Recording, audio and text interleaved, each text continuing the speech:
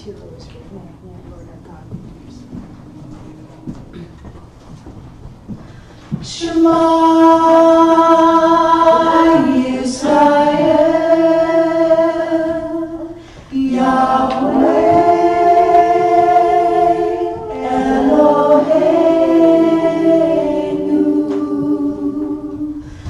Yahweh Echad,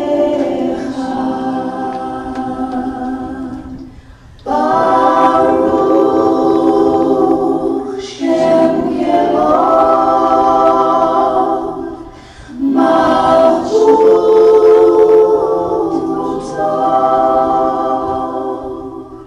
Leolam Vaed.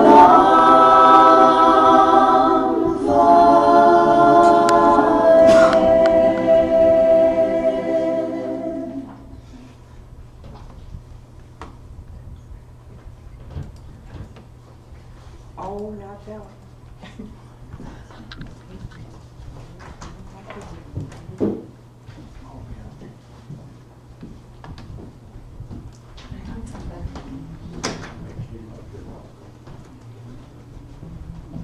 So I think what we're going to do is just open with prayer. And Charlie, would you open us up? And if anybody wants to do that, that's what we're going to do today. Oh, Father, we come today in the name of Yeshua. We thank you for this time to hear the word, to hide it in our heart today.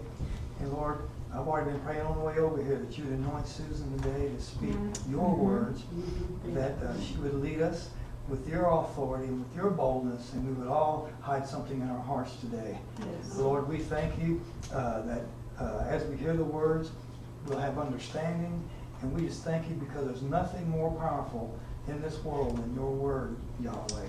And we thank you for it. We receive it today, speak to our hearts today, and change our lives. In the precious name of Yeshua HaMashiach. Hallelujah.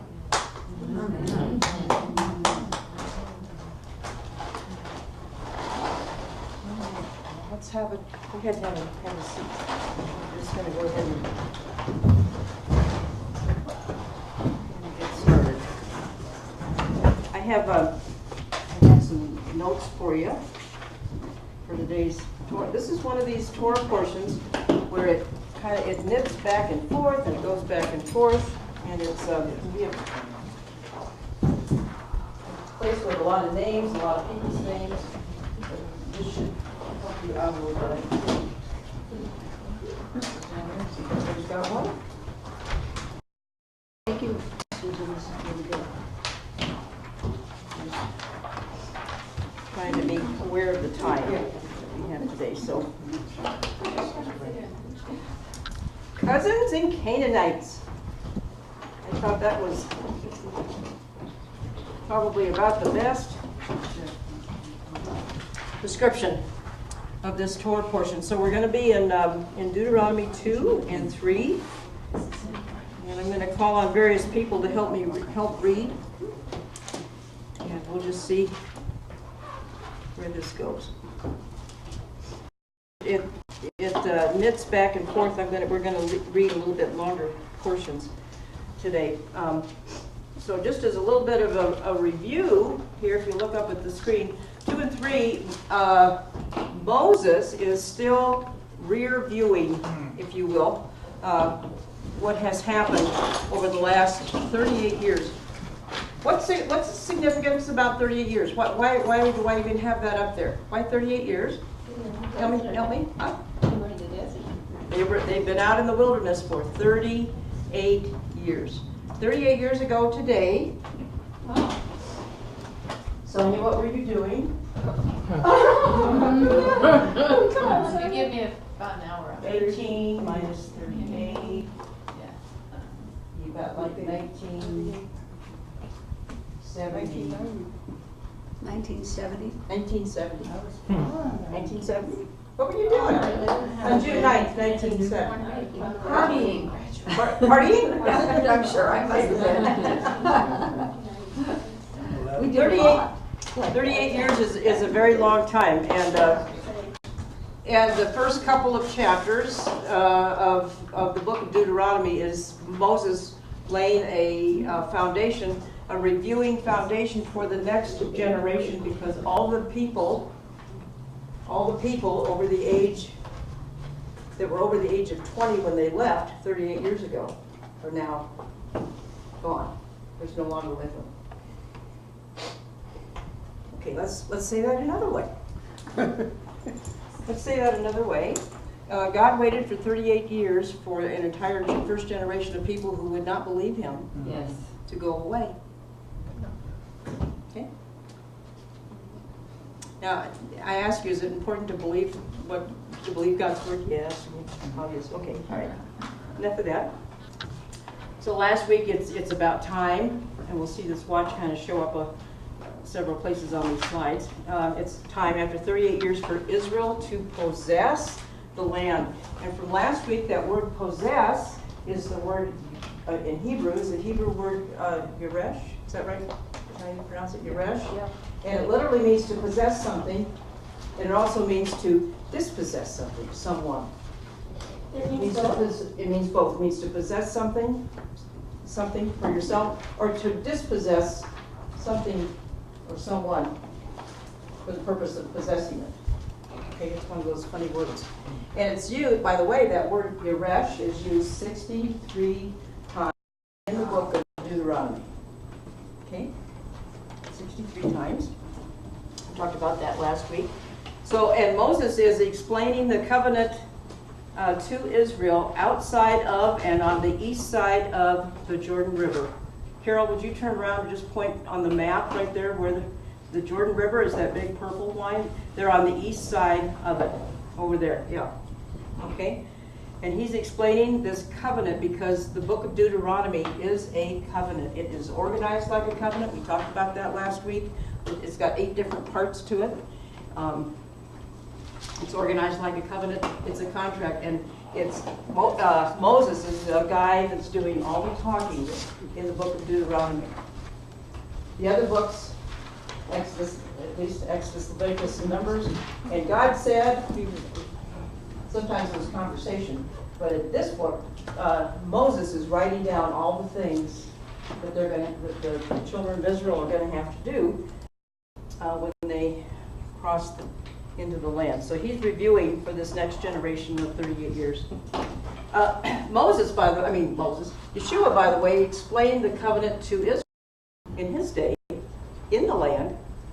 Carol, would you, if you would, put yourself on the other side of the river? There I am. Yep, there you are. Now, Yeshua explained go across the river to the west. Yeah. Yeshua explained the covenant to Israel in the land, especially on the road to Emmaus after his resurrection. You remember? Mm-hmm. And starting with Moses and the prophets, he explained to them, there you go, he's explaining to them the Torah, the agreement that Israel has with God. Okay? Now, here's a very important thing. I hope I wrote this on your notes. I hope I did.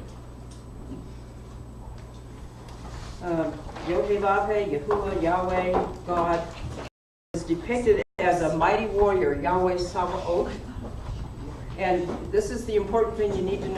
Righteousness and justice, and the mandate to stand against. We need to know that righteousness and justice and evil are not two equal forces like it would appear down here. This is not. Watch the negative sign come in here, bounce in here. It is not. Righteousness and evil are not equal opposing forces. We, in our Star Wars kind of a mentality, we kind of think that, well, things are kind of equal, and it just kind of depends on which way things get tipped. Evil is never going to win out in God's economy. Righteousness will, and justice will. Righteousness, justice will win out. Every time, count on it. Make sure that that's the line that you're standing in. Okay?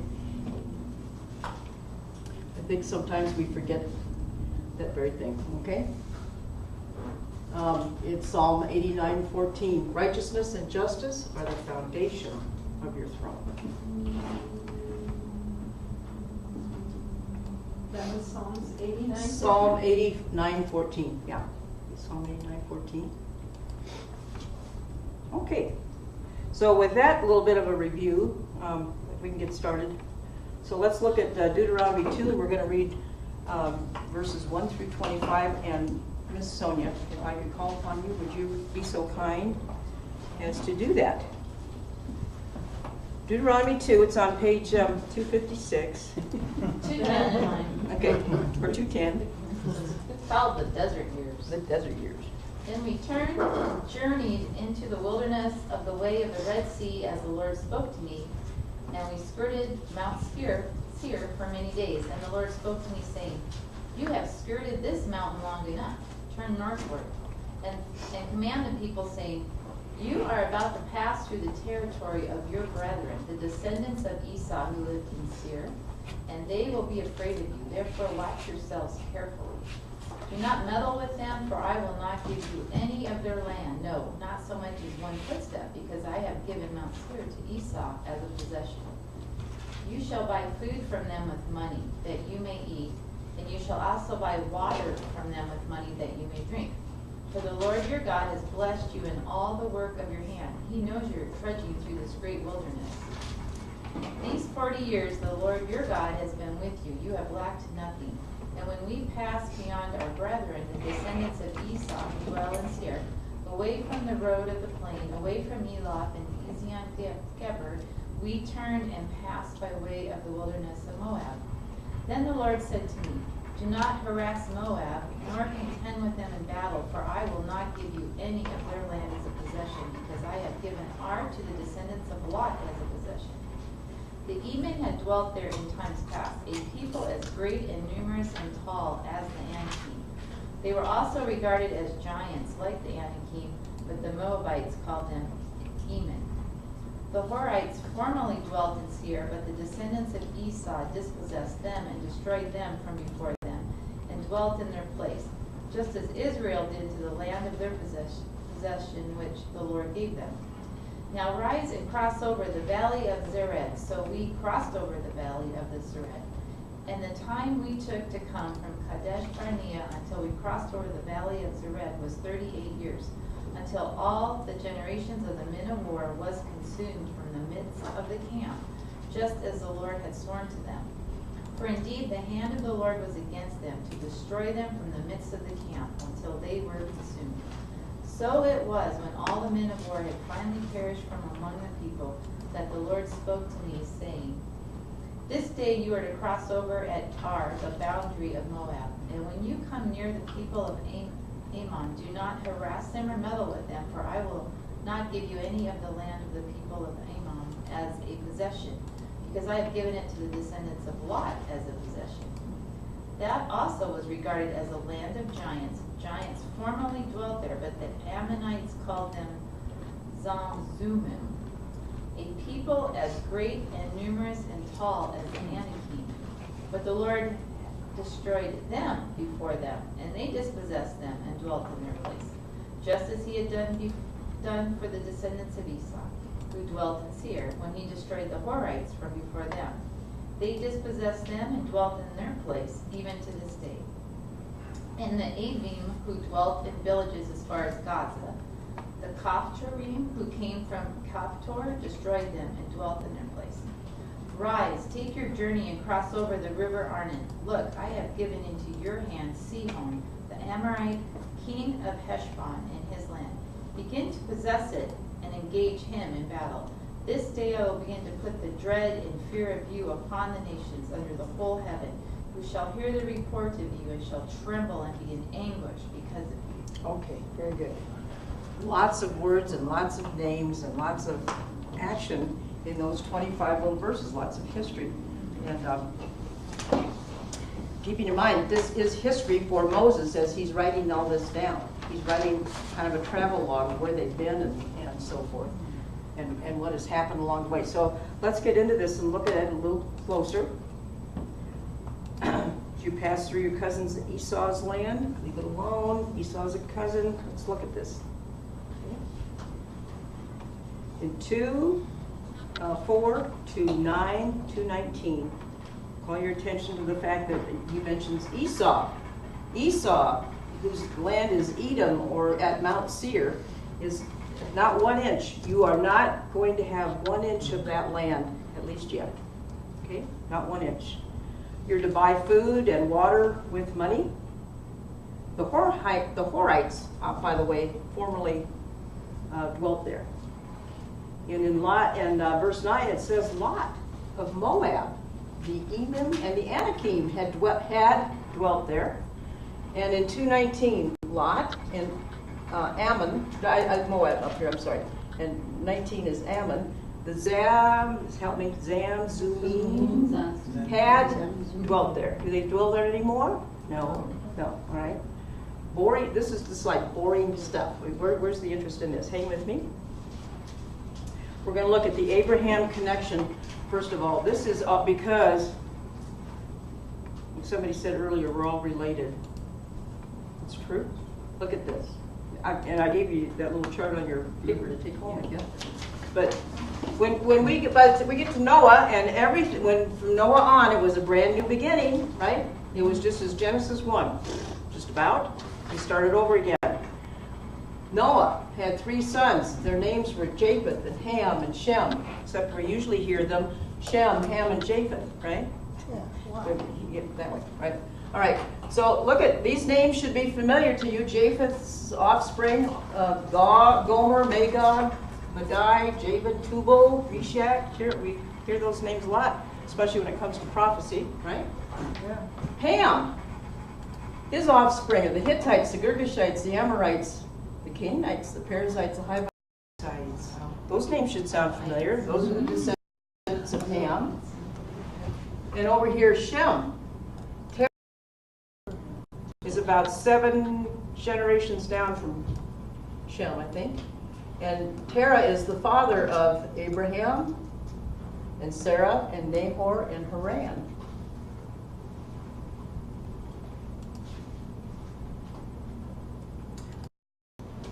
If I were to do this, let's jump down here. Abraham's offspring, he had a son by the name of Isaac. Isaac had 2 sons. They were twins, Jacob and Esau. And from Jacob is where the 12 sons of the Israelites, the 12 tribes of Israel, came from Jacob. Esau turns into the Edomites. Esau also had 12 sons. Okay, so they grew big too. Hi, Cynthia. Okay, so this is Edom. He's telling, these are cousins. Are these cousins? The 12 tribes of sons of Jacob, and these people are cousins. Well, they're half. These guys are directly cousins. If these guys are twin brothers, these guys are cousins. They're first cousins. Second, I don't know how many generations down, but at any rate, they fall into the category of cousins, okay? Over here, whoop, look at here, we've got Abraham, and his brother had a son by the name of Lot. And Lot he's the founder of the progenitor of a group of people called the Moabites and the Ammonites. Moab, Ammon, Edom. God is telling the children of Israel, the offspring of Jacob, you are not to touch Moab or Ammon. In fact, he says, buy food from them. Oh, that's funny. I thought they were eating at manna all this time. But buy food from them, buy water from them. Don't touch their land. Does that say something about into the future? The offspring of Lot. God sets boundaries for nations. God sets boundaries for nations. This is true. These people weren't supposed to be destroyed.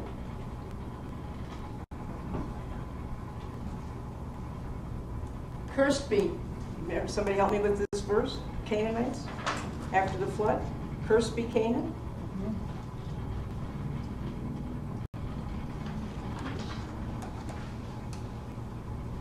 Interesting.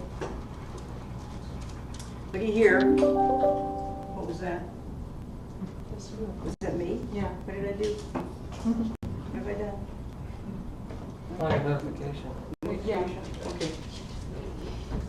Why? It sounds like a battery, low battery, but I'm all plugged in, I think. Make sure. Let's see if there's a.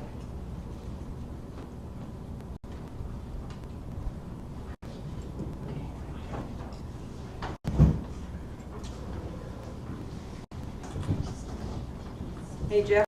How you doing, Susan? I'm doing good. Good. Okay, here's just to give you kind of an idea how far things are spread out.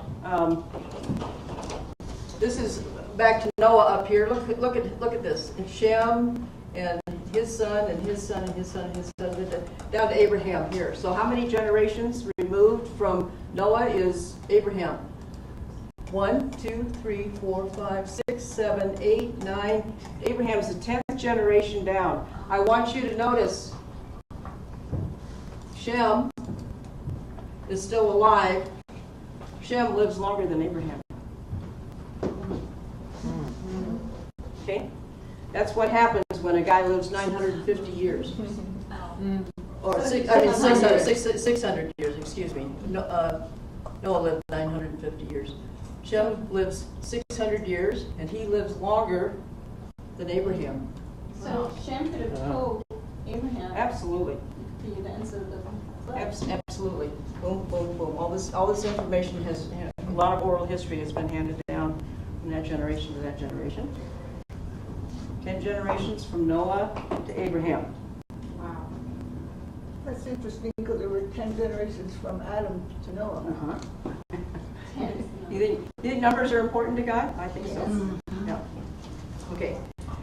So he's saying, don't mess, for verses 1 through 8 in chapter 2, he's saying, do not mess with Esau or Mount Seir, Edom, all the same thing. Okay?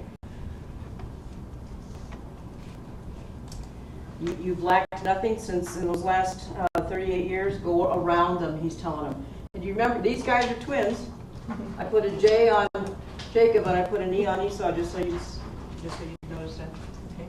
And, on their robes. And Esau sold his birthright to his twin brother Jacob, who was the younger one, for a bowl of soup. And he's the hairy one. He's the hairy one, yeah. He's the hairy one. Good, nice catch. Yeah. Okay. So don't harass Moab or Lot either. Okay. Don't harass. And that word is zur. Zur. That look like zur to you? Looks like zur to me. Zur. Nope. It literally means to bind or besiege or confine. Don't cramp them. Okay. The Moabites, verse 11 says, the Moabites had dispossessed, that would be that word Yeresh, okay, had dispossessed the Emim. I'm glad I speak English with my mother tongue. The Emims, okay, which literally means terrors. And verse 12, by the way, the Horites and the Canaanites were dispossessed by Esau. This goes back and forth, who destroyed them. And it's a family thing. It's a family thing. Esau and Lot were taking out the Canaanites before Jacob ever even got there. That's my point. Okay. While they've been out here in the wilderness for 38 years, camping, doing who knows what. Esau. Oh, this is going to get real interesting here in a couple minutes. When I finally saw this week, I can't tell you how long I sat there. I mean, I've taught this before. I have never seen the stuff that I've seen this week of going, oh, Lord. It's always been there, right? It's been there all the time. I'll call your attention to here. I think I put that on your list. Notice who's gone. The Emim are gone. The Anakim are gone. The Horites are gone. The Zamzumim are gone. The Avim are gone. The Caphtorim are gone. They're not there anymore. Where did they go? Susan, are you saying that you saw it? That's what I'm saying. Just hang with me here just a minute. The ones that the 10 spies, if you will, thought were such a problem, they're no longer a problem. How many times in our lives have we just gotten, and God has said, I told you don't to be afraid. How many times have I told you not to be afraid, Jeff? 65 times. Every day. Every day. Once a day. Don't fear not. I'm with you. The stuff, most of the time, the stuff that we're afraid of, He's got it taken care of, and we just go, Lord, would you help? Would you explain this to me? I'm giving this problem to you. Do something. Would you just? He will. Right? He will. If we let Him. If we let Him. Otherwise, this is what they got. These guys are gone, and 38 years ago, because this is what prevented them from going in, was the 10 spies, if you recall.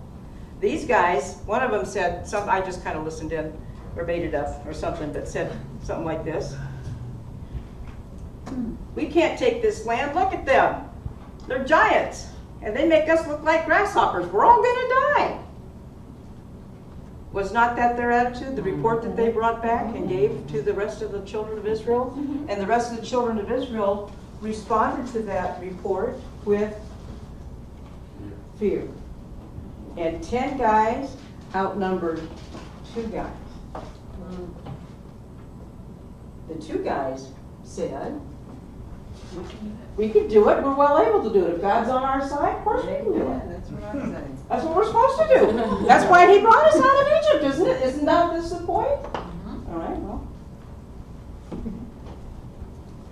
That's what.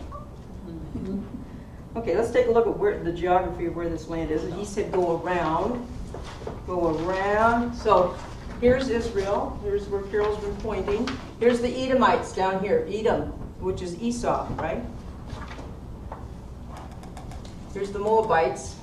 I think I put a circle around it. I know I put a map around in the circle. Okay, so it's the same map, both sides. One's just emphasizing the Edomites down here in the south. That's Esau. And just across the Zered River are the Moabites.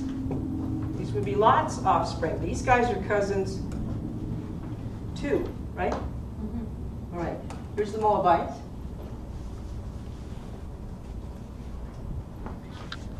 I want to know what you think. Do you suppose that Edom knew that they were there? Yes. Yes. Don't you wonder what the people of Edom were thinking? What are they waiting for? Why are they just sitting there? What are they doing? It just makes you wonder, right? But back in Exodus, this is where they started from before the spies went in. Okay? They came out of Egypt with there was a big hullabaloo. Those people coming out of Egypt caused I don't care that they didn't have internet and CNN or Fox News. The word of that spread throughout the world really quickly. Okay? Here's where, this is back in Exodus. They left in Exodus 12, if I recall, Exodus 15. Then the chiefs of Edom were dismayed. The leaders of Moab were trembling. And a trembling grips them, right? And all the inhabitants of Canaan, that would be the Canaanites, wouldn't it? All those Emams and Zams, all those guys, have melted away. Terror and dread had fallen upon them. Israel had no idea, really, it hadn't dawned on them yet. And has it dawned on us yet? The fact that God is on their side. Or that you're on God's side. They're on God's side. Very interesting. And then Rahab, she had, Yes. she had said how we all know about, we're all scared of your God. There you go. So she There had you- mentioned it. She had mentioned that it saved her life and her family's life, right? Yes. So verse 14 here in Deuteronomy 2, until all the generation of men of war, we're talking about the Israelites, all the generation of men of war was consumed from the midst of the camp, just as the Lord had sworn to them, until they were gone. That's what they were doing out there for 38 years, until all these guys were done. They're gone. Out. Now, I have a question for you. Did Lot himself believe in the God of Abraham. We're going to spend just a few minutes on this. Yes, he certainly did. Peter tells us, Lot, who was the father of the Moabites and the Ammonites, remember? In 2 Peter 2:7, it says that Lot was distressed daily by the decadent, crumbling moral conditions all around him.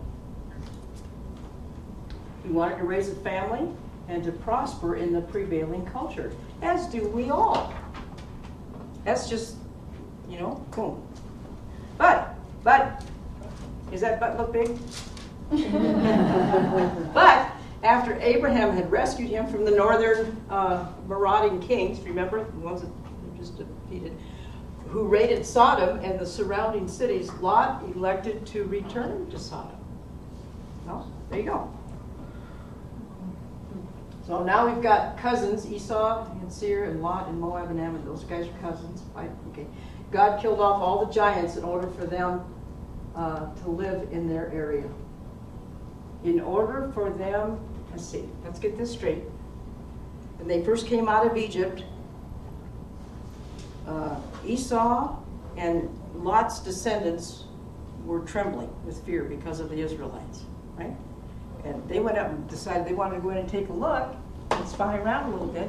And they came back with a report of these, oh, we can't do that because there's just giants in the land and we look like grasshoppers and they're just going to eat our lunch and da-da-da. God says, okay, well, you just wait outside here. I'll use your cousins to take out the Canaanites, because the Canaanites are leaving. That's the whole purpose of you coming out of Egypt to begin with. Because I'm going to give you this land because the time of the cup of the Amorites is now full. The iniquity of the Amorites is now full. It was time. God does things on time. If it's time for the Amorites to be done, right? And the Amorites is a term to include all the Canaanites. It's kind of a big umbrella term. But he had it ready for Israel to do it. But if Israel wasn't going to do it, if Israel won't take out the Canaanites, then the cousins will take out the Canaanites. Or God will take out the Canaanites while the cousins are occupying the land.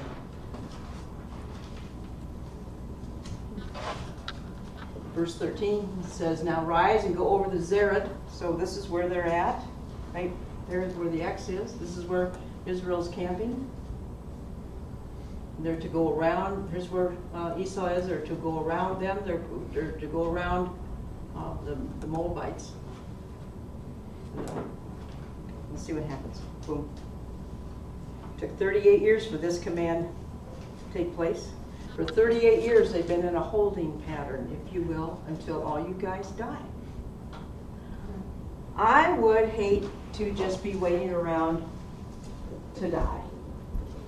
That sounds just rather boring to me. Don't hang around just waiting to die. Do something. You're a believer in the God of Abraham, Isaac, and Jacob. Use it. It's a very powerful thing. They've been there for unbelief. You don't believe that. I know. That's what happens when you don't believe God. Then you just kind of hang around. Go around the mountain. Waiting. You're just in a holding pattern. They're in a holding pattern. They're not going into the land. They're not going to cross into the land. Carol, show me. They're not crossing over the Jordan River into the land until all those people who didn't believe are gone. And that's the truth. That's what happened. Except for two guys. Two guys. Who two? Which two? Caleb and Joshua. Moses doesn't even get to go in there.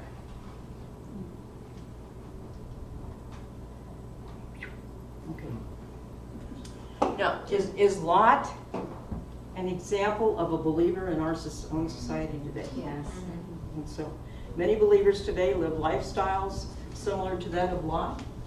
He was a heterosexual, married man who sought to become a prominent citizen in Sodom. He just wanted to make things work.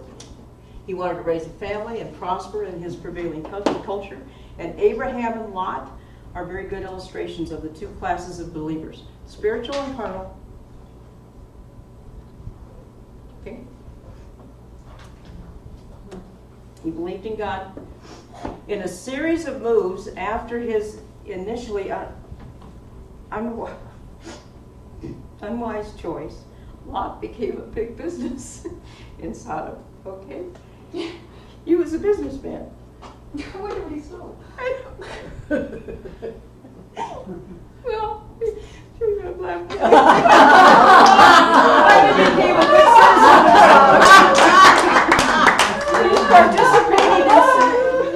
He's participating in civic affairs. He's earning a living. He's raising a family. He's oblivious to God's firm intention to destroy the entire city and culture around him. I'm sorry, I couldn't resist. She cannot keep it straight. Yes. God had consulted and even negotiated with Abraham before destroying Sodom and Gomorrah. True? Yes. Right? He went from 50 all the way down to 10. If there were found 10 righteous men in Sodom, God agreed not to destroy it. And they weren't found. But for Abraham's sake, God sent angels to rescue Lot's family from destruction. And only 3 people made it out. Okay, out of 10. I mean, only 3 people made it out of town. It's about time. I'm so sorry. This is so serious. For Lot, it was not yet time. It would appear that life in Sodom was very similar to that of San Francisco or Chicago or New Orleans, New York, Houston, any of the big cities today here in America that can relate to that. And there are many believers in the God of Abraham in those cities today, in these cities today too, right? I mean, yes, they're probably holding it together. Lot's sons-in-law were left behind. Lot's wife started, but turned around and was left behind. And they perished with those in Sodom. That's very sad. Okay?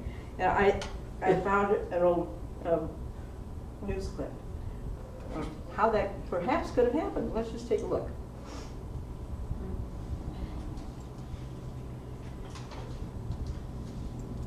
Untold story. Jenkins yonder's having their roof put on this morning. They've been outside squabbling and bickering like you wouldn't believe. Nothing brings out the love between a husband and wife more than getting remodeled or moving off together. Kind of like Lot and his wife. See, messengers came and told them they don't have to leave because they're going to destroy the city. So they walked out and the messenger said, "We don't turn back." And so they left. But after a bit, the Bible says that his wife turned and looked back, and she's turned into a pillar of salt. And that's all it said. But I'm of a mind that there's probably a little bit more to the story. I'm sure he's going to tell us. Lot, I cannot believe you got me out of the house this early in the morning. I didn't even get to do my dishes. They're dirty dishes on the counter. What if somebody walks in? I done told you, woman, the city's gonna be destroyed. They ain't gonna see your dishes. Even still, you didn't even let me get my good sandals. Don't you even care about my feet? Well, of course I do. I absolutely love your dear feet. But do you even know where you're going? My goodness, I should have listened to my mother. You know, I could have married that camel salesman. Of course, I know where I'm going. I've been to somewhere so many times. You know what? Why don't you look behind us, see if we dropped anything? Oh,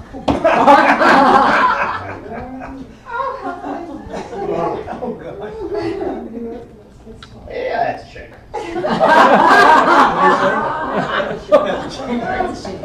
Don't make sense now, does it? Let the man get where he's going, man. Susan. Let's start by asking you a couple of questions.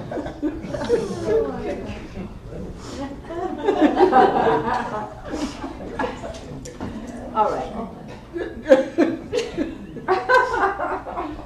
We all know about you guys and your boxes that you get off the shelf and get it open. When you got to get from one place to another, that's what you're thinking about, right? Don't bother them about your shoes. Okay.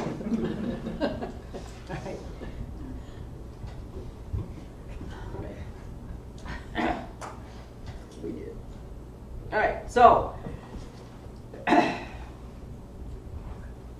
it was that Yeshua warned his followers. He was a little bit more serious than I was. Lord, I'm sorry, but that was just too funny to pass up. As it was in the days of Lot, he said, they ate and they drank and they bought and they sold.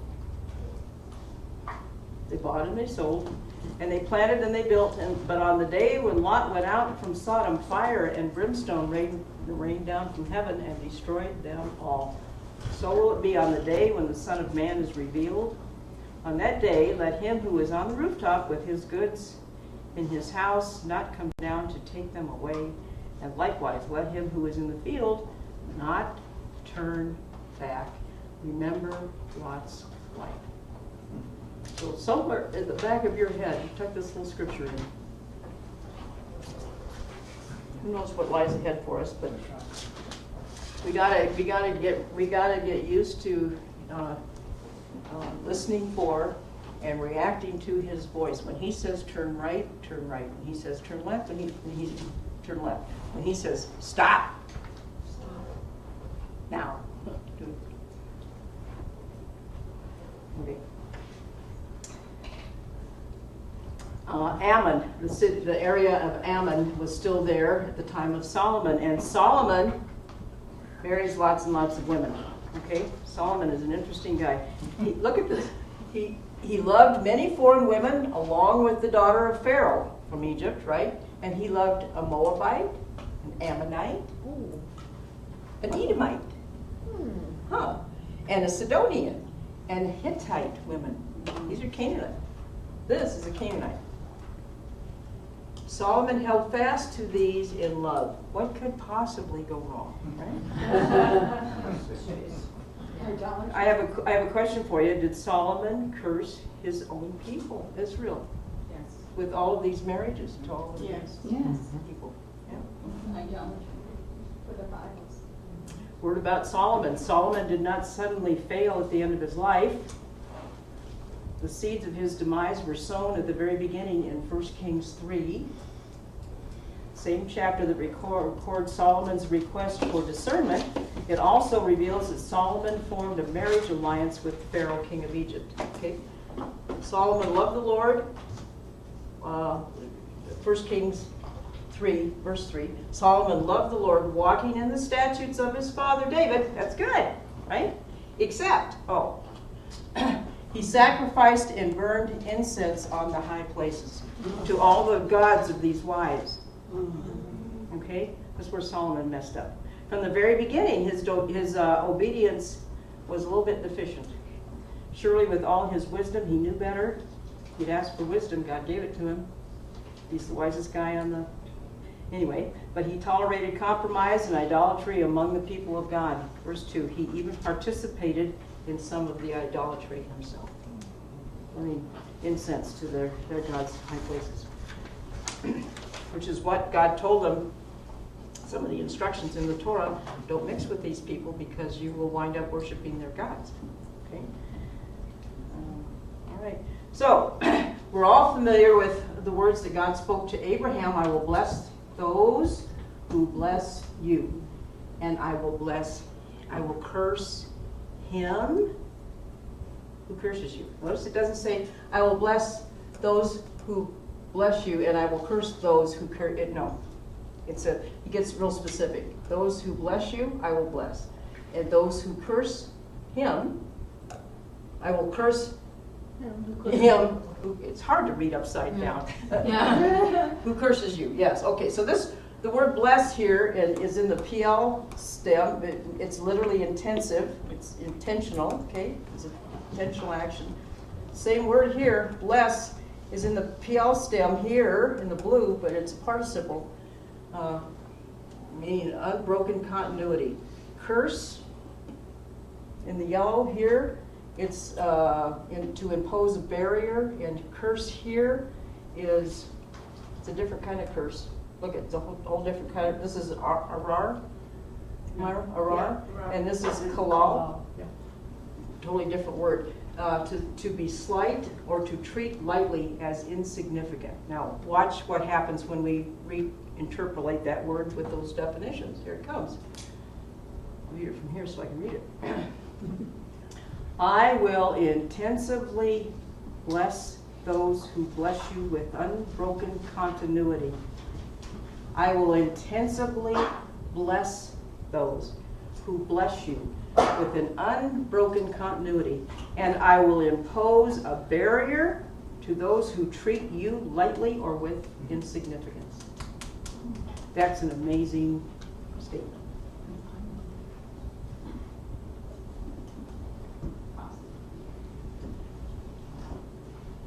That's amazing. It's amazing. That's amazing. It's amazing. I will intensively bless those who bless you. Bless you with unbroken continuity, and I will impose a barrier, I should have said to him, who treat you lightly or with insignificance. So what happens when you reject the Messiah? The Jewish Messiah. Ooh. It is not a good idea to, are you saying it's not a good idea to treat him lightly or with insignificance? He is not, and Yeshua is the most significant person in your life. And we should be telling him that every day. Thank you, Yeshua, for what you've done for us. Wow. It's highly significant. And because that is highly significant and you belong to him, my dear friends, I'm just letting you know that Yeshua thinks you are highly significant. You are highly significant in Yeshua. I know. That's awesome. It's an awesome thing. Joel, you are highly significant. You're a highly beloved man of God. Praise God. Right. On the other hand, what you don't want is for Yah to be against you, right? For indeed the hand of the Lord was against them to destroy them from the midst of the camp until they were consumed. We were talking about the Israelites in that first generation. Do you think that that first generation of men of war tended to treat Yeshua, Yod-Heh-Vav-Heh as a little bit insignificant? That was their problem. It just seems that God's love for man is the motivation for the law he set up. It's his love for us. Yes, it is. So the guys of Israel are gone. They're totally consumed. They are no more. And in addition to that, the big bad guys are gone. The ones that the 10 spies were afraid of? That motivated them out of fear, Gone. not faith. Except for Joshua and Caleb. What? But what about the pocket of giants at Gath? You know, That was Goliath and his brothers. Yeah, well, we're talking about on this side of the Jordan. Oh, I got you. Yeah. We're still on the We're gonna on the let, east yeah, we're on side. the east side of I the got Jordan. you. That's why I keep Okay. having Carol turn around and Okay. where we are. Okay. Okay, Thank you. still there. Okay, so we can't dismiss the Esau and Lot, verses 19-23. Don't mess or meddle with Ammon. Yah gave it to them as a possession, Lot's descendants. Don't mess with them. Yah had already destroyed the Horites and dispossessed them, and the Avim in Gaza for Esau, even over on the other side in Gaza. That's just in verse 21. I don't know what that means, and I didn't go there. So I thought I had a big enough geography area to cover as it was. So these are the Canaanites that Yah had already destroyed. Cousins for Esau and their cousins for the cousins Esau and Lot. Okay, Horites are gone, the Avim are gone, the Zazumim are gone. They're gone, and he did that for Esau and Lot. Okay. All right. So trying to possess a land without the help and direction of Yod-Heh-Vav-Heh is pointless. What land they are to possess and when they are to possess it are as important as who they are to dispossess in order to get it. I know that sounds like double talk, but it's true. Remember that word Yeresh means possess and dispossess. Both. So trying to figure this out is like this guy. When is it going to be time to do this? When is it going to be time to do this? Okay. There are cousins, and then there are Canaanites. The go-around cousins of Esau, or Edom, and Moab, and Ammon, right? Those are the go-around cousins. And the Canaanites, they're the go-to-war Canaanites. Go to war with them. They're about ready to get up and do that.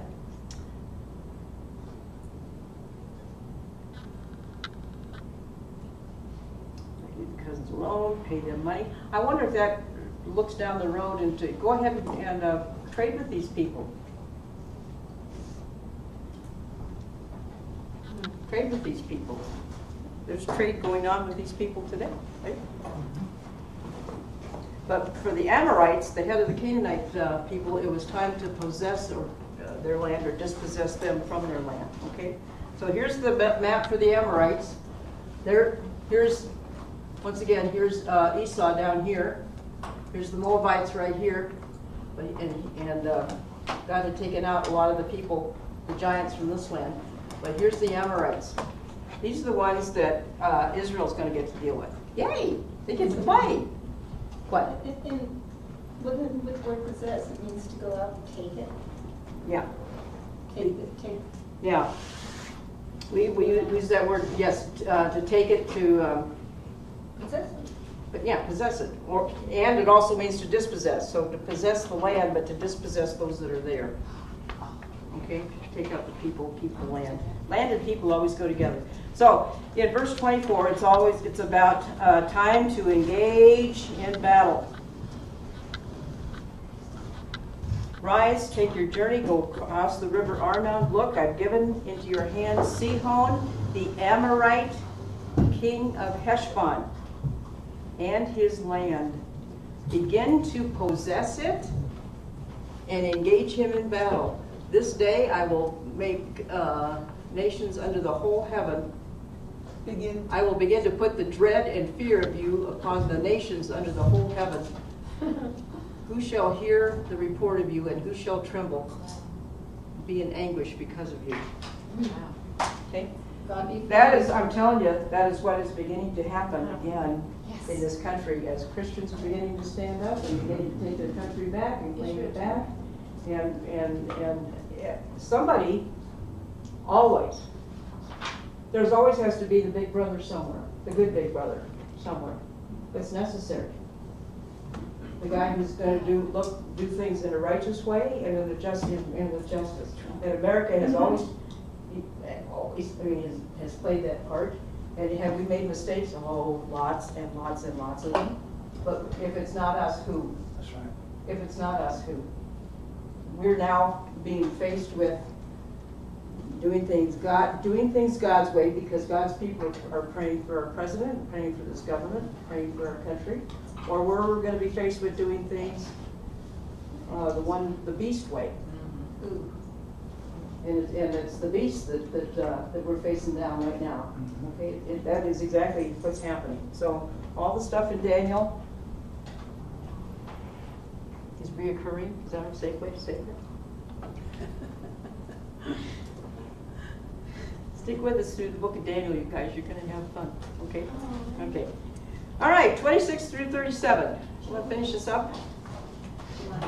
Sonia? Sure.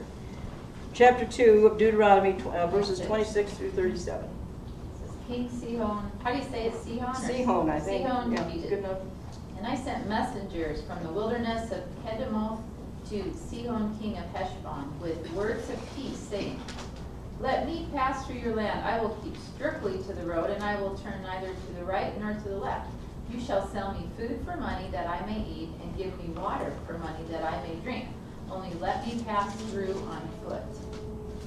Just as the descendants of Esau, who dwell in Seir, and the Moabites who dwell in Ar, did for me, until I crossed the Jordan to the land which the Lord our God is giving us.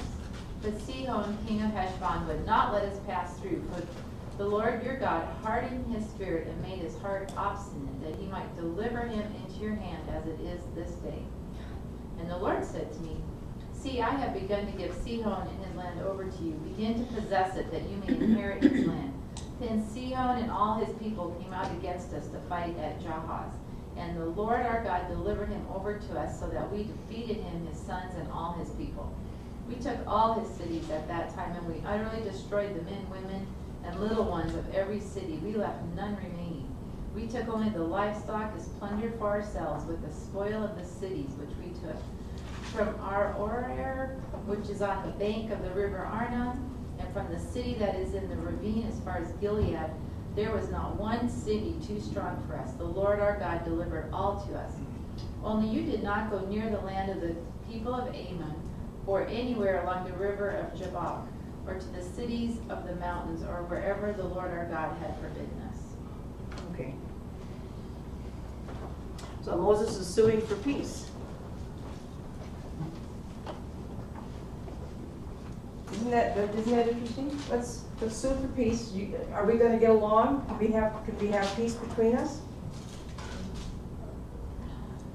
And God already knew the answer to that, because these are Canaanites, and their cup is full, and So God hardened their hearts. just like Pharaoh, yeah. And he said, and he had told Moses, okay, it's time to begin to possess your land now. Let's go up there and take this land up there. Get up, go. And they God enabled them to overcome the giants. Yeah. The king didn't want to have peace, and so okay, so then we're going to be in a state of war, and they took everybody out, men, women, and children, and destroyed them all. They had to. Because they were very, very evil. This is an evil people. This is not like this. Yeah, the stuff that those people did was really They bad. apparently couldn't be redeemed. No, unredeemable. Yeah. They had no success with the peace talks. We're willing to buy food, and they have a state of war. State of war. Verse 36 says, from Aroer, which is on the bank of the river Arnon. That's one of those little branchy rivers that goes off from the Jordan to the east there. From this, there it is. Boom. That is in the ravine as far as Gilead. There was not one city that was too strong for us. They took them all out, and God, the Lord our God, delivered all of us. This is the battle that they went to. Not one Israelite was lost. Let's see. All the Amorites were killed, men, women, and children. Not one Israelite was lost in that battle. Okay. This is a kind of a map for the area. It's a pretty big area. Here's Edom, Moab, Ammon over here. They're to leave them alone. But here's the area.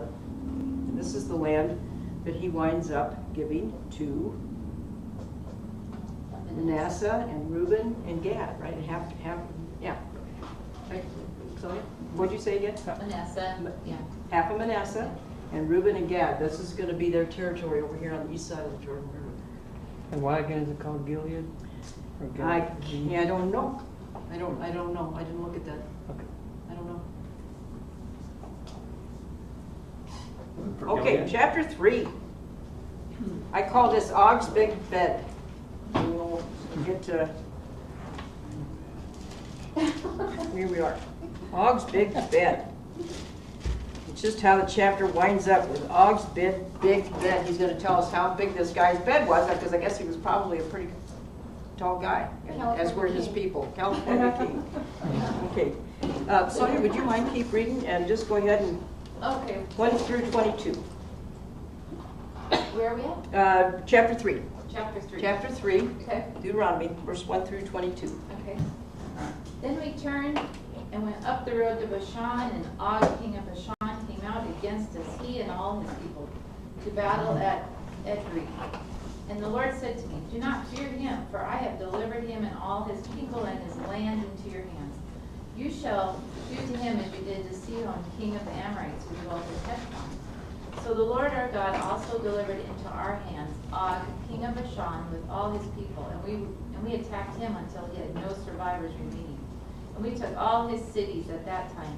There was not a city which we did not take from them, 60 cities. Wow. All the region of Argob in the kingdom of of Og and Bashan. All these cities were fortified with high walls, gates, and bars, besides a great many rural towns. And we utterly destroyed them as we did to Sihon, king of Heshbon, utterly destroying the men, women, and children of every city. But all the livestock and the spoil of the cities we took as booty for ourselves. And at that time we took the land from the hand of 2 kings of the Amorites, who were on this side of the Jordan, from the river Arnon to Mount Hermon.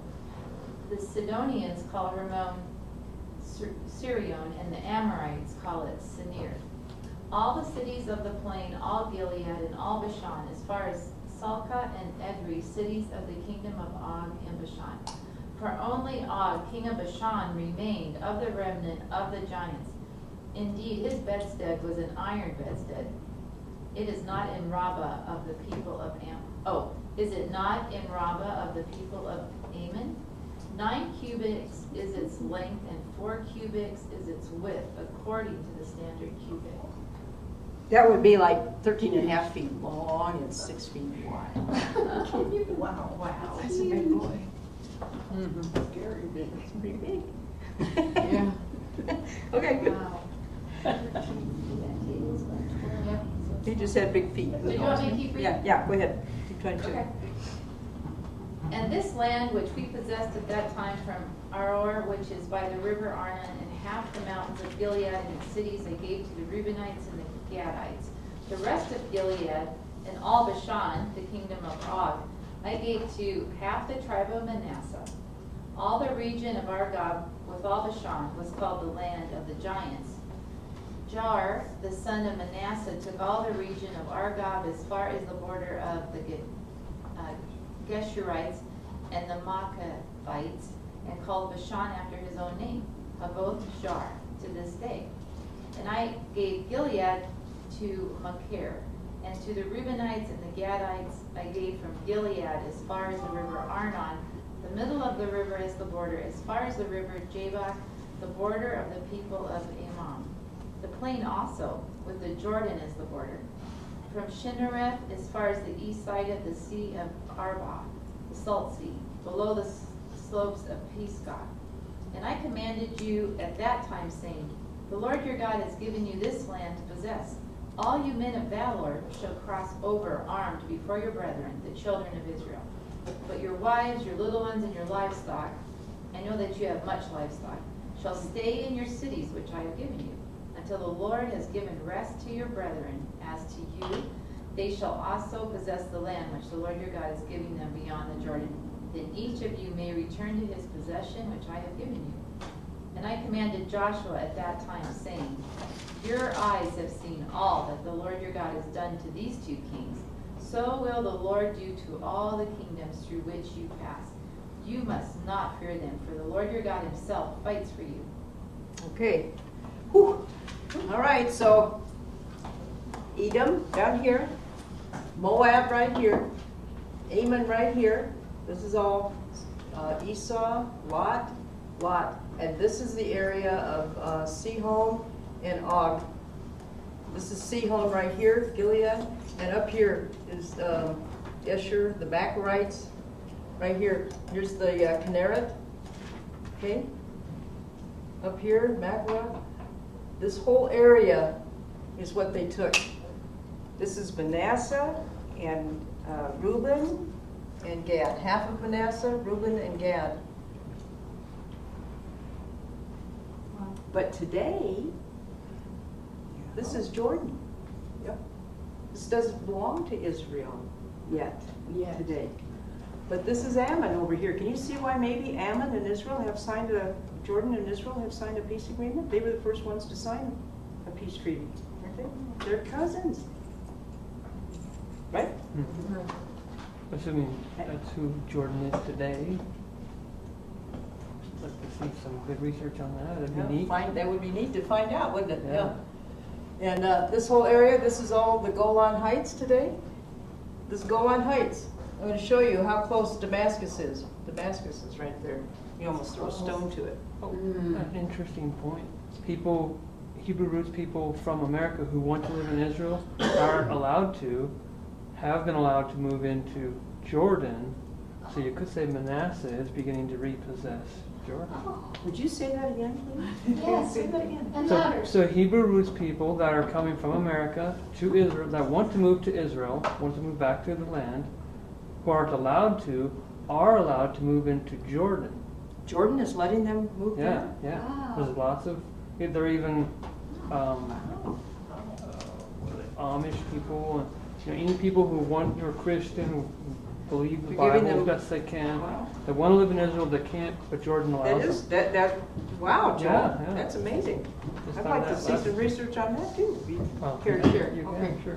All right, anyway, interesting stuff. And he's reminding them, oh, by the way, you guys, you took this land already here, but when you go across the land, Reuben and Gad and half of Manasseh, you're going to have to help them fight to clear out the Canaanites over here on this side of the Jordan, on the east side of Jordan, on the west side of Jordan, on the west side.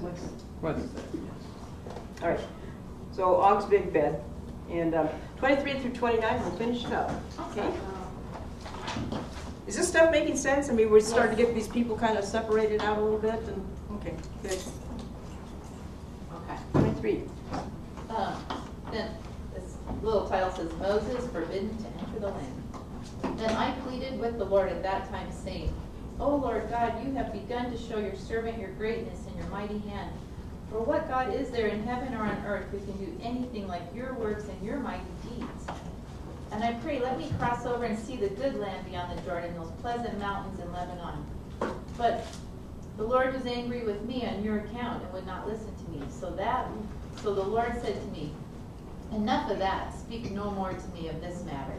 Go up to the top of Pisgah and lift your eyes toward the west, the north, the south, and the east. Behold it with your eyes, for you shall not cross over this Jordan.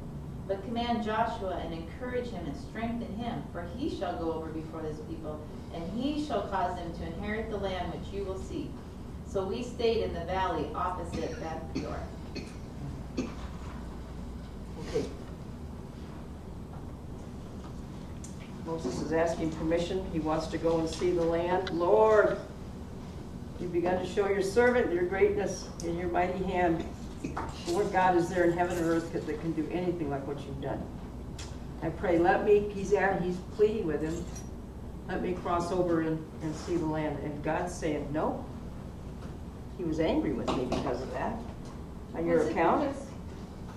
You would not listen to me because you would not listen to me. Remember that incident when Moses himself struck the rock twice? And he said, speak to the rock, and he hit it twice? That was Moses' mistake. I have a question. Yeah.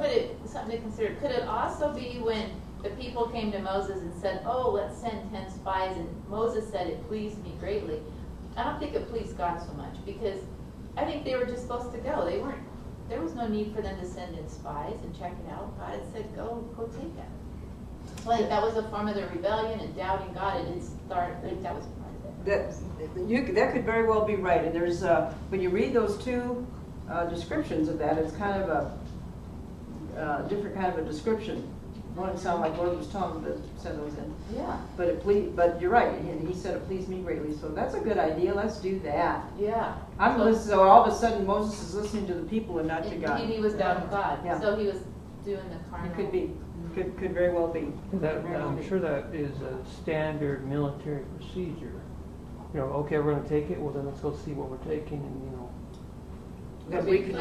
But it could have been they were just a reconnaissance mission in the flesh, though. Yeah. Could be. At any rate, this is what happens. God was angry with them. Nope, you're going up to Mount Pisgah. That's Carol, on the east side of the Jordan. Mount Pisgah, you won't be able to find it because it's in Hebrew, but just point somewhere on the east side of the Jordan. No, further, down, in there, right in there somewhere. Pick a mountain. Yeah, okay, that's good. And the road sign kind of looked like this, Mount Pisgah. And Israelites going to go that way. Okay, that's just kind of the way it was. And Moses, he was going to be able to stand on Mount Pisgah and look across the river. Wow. That's what it looks like from up there. And nobody's ever found where Moses has been buried at. They don't know. Who knows what God did with his body. Maybe he took him right to heaven, I don't know. But at any rate, he said, but Joshua's got a big job now, so command Joshua and encourage him and strengthen him, for he shall go over before this people, and he shall cause them to inherit the land, which you will see from up above Mount Pisgah. So, any questions or comments? We've got people, we've got cousins, and the cousins are Esau, the Edomites, and the Moabites, and the Ammonites. Those are cousins. They are not Canaanites. Canaanites tend to get wiped out. In my own head, I've always kind of held a bad taste in my mouth for Esau. And maybe I shouldn't, huh? I don't know. I think Obadiah, I think they pretty well wipe themselves out. I think they pretty much turn into God's enemies. Anybody else have a thought on that? I think it's so amazing how God, we can trust him because we fear so much. And like you said, he has a timetable for everything. Yes. And how he, all this time while they were waiting and going through the wilderness, even though they were being disobedient, they could have be there in the promised land sooner. But God in his mercy was working all things together for good for them on the other side. Yeah, they were going to have to wait, and meanwhile the Canaanites, their time was up, right? So he was going to have them take them out, but he used the cousins to take them out instead of them during that 38 years because their cup was done. Yeah. But he still let them take out the kingpins. I think that was amazing. God let the Israelites take out the kingpins, if you will, Sihon and Og of the Amorites. So it's just amazing. I found Pisgah. Right up there, yeah, right of Sea of Galilee. Oh. Way up. It's way up there. Yep. What does Really? a pea look like in Hebrew? Looks like a backwards P. Oh, what? Like a backwards P. Yeah, it's just like coming off of that orange part going down into the green and the purple. Up by Galilee? No, it's right off the Galilee. Yeah, right down, straight down 2 inches. Right about there. Maybe up a little bit more. Yep, right in there. Yep. Is that your Bible has on a map or something? Or? It's on the. Is that a free app? It's on Google. Yeah. Okay. I got mine down by Dead Sea. Yeah, that's what I thought. It was down by the Who Dead knows? Sea. Yeah, No, that's just a Okay. 2-minute research anyway. It could be Okay. off, but that's what it's showing on the map. Yeah. Okay, down at the bottom. Oh, yes, ma'am. That picture looks so appropriate in my mind because there's Joshua. He had to hang out in the wilderness with those guys for 38 years, watching how complaining and all that they were. And then here he gets the job of taking over for Moses. Boy, oh boy. Yeah, that's a big job, right? Yeah. Yeah. That's why I thought that was an appropriate picture for. Yes, ma'am. When you're on that mountain you're talking about, down there by the Dead Sea, Yeah. over on the Jordanian side, when you're standing there, you can see Jerusalem. You can see all the way down to Eilat almost. You can see Mount Hermon up to the north. And on a clear day, you can even see the Mediterranean Sea from up there. So it is, you can see the whole panorama of that part of it's not all the Promised Land, but that part of the Promised Land that Moses didn't get to go into. Moses didn't get to go into, but I'm sure he saw things. He was 120. The guy was probably okay. I'm done anyway, huh? Okay, I just saw the map wrong. It was the corner of the Dead Sea that I Thank was you. seeing, Good. not the Okay. corner of the Galilee. All right. So, yeah. Back to the other place, Carol. Yes, ma'am. But on the Mount Figuration, Moses wasn't a prophet, even though he was only speaking about what I assume. Well, do you remember when we did the Mount of Transfiguration and we all kind of agreed where that mountain was? No. Where was the sun? The current. It's the curtain, the Mount Sinai. That was the. Oh, yeah. That one. There's several times when God just kind of goes zoop and zoop. Yeah. That's where Yeshua went when we're in agreement. That's where most of us are at any rate in agreement. That's where Yeshua went when he his 40 days in the wilderness. He went back to Mount Sinai. God is an amazing God. If he can take people out and boom, put them over there, then he can. He created space. He created space. He's in control of it, yes. And time. And time. Okay. All right, we'll leave it there, except for, would somebody on the back of your paper read, Myra, would you read the I just left, I put in the last part of Jeremiah 32, I think it is. Jeremiah 32, verse 37. Behold, I will gather them out of all countries where I have driven them in my anger, in my fury, and in great wrath. I will bring them back to this place, and I will cause them to dwell safely. They shall be my people, and I will be their God. Then I will give them one heart and one way, that they may fear me forever, for the good of them and their children right after them. And I will make an everlasting covenant with them, that I will not turn away from doing them good, but I will put my fear in their hearts, so that they will not depart from me. Yes, I will rejoice over them to do them good, and I will assuredly plant them in this land with all my heart and with all my soul. That's God speaking. When he brings them back, I think those are the days that we're living in. He has no way, no how are those people leaving that land again. No. All it's going to do is get stronger and stronger and bigger and more. And he's bringing all the people from all the lands, that includes you and me, into the covenant at any rate, whether we get to go there or not. But he doesn't have any intention of sending them out again. We have got to, I'm telling you, we have got to adjust our prophetic glasses and all the stuff that we have been taught, because there's something in me that just says, we're just beginning to hit on the truth of what this prophecy thing is all about. It's good. His kingdom has been being established ever since he was here. That's why he came. Okay?